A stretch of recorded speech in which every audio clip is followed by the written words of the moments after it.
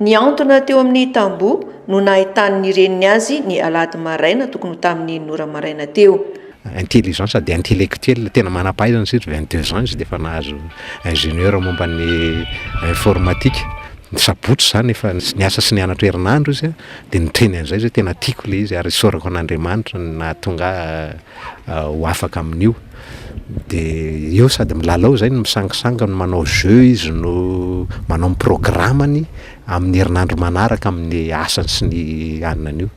Tonga ny lahady maraina andeha hivavaka ny reniny dia jereny izy mifatotra ny tendany tena amin'ny tany ny tongony dia misy tavoangina toaka eo akaikiny eo. Izy nefa tsy mpisotro toaka, tena tsy mpisotro toaka, tena fady azy ny toaka zany.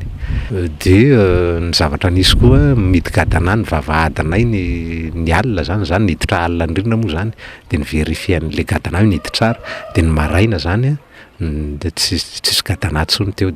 Nandray ny andraikiny avy hatrany ny avy eo amin'ny BMH sy ny mpitandro ny filaminana raha vao naheno ny vaovao. Nanatonana azy le amin'ny alalan'ny fekibo efa sura aloha zay satria misy constat médical moa zany tao zay nataon'ny BMH dia misy koa constat zay nataonay tato amin'ny commissariat central dia misy indisy maromaro fotsiny zany no petraka teo hoe ohatran'ny hoe bouteille d'alcool, seza.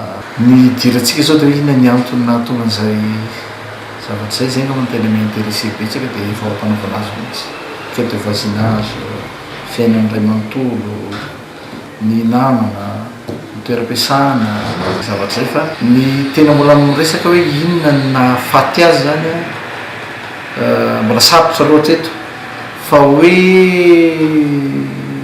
izy ny nanao an'ilay izy amin'ny fomba ahoana. Efa mandeha moa ny fanajerijina momba ity raharaha mampalahelo ity. Ny alarobia izao no tanterahina ny fandevenana eny atsimon'ny Avoko.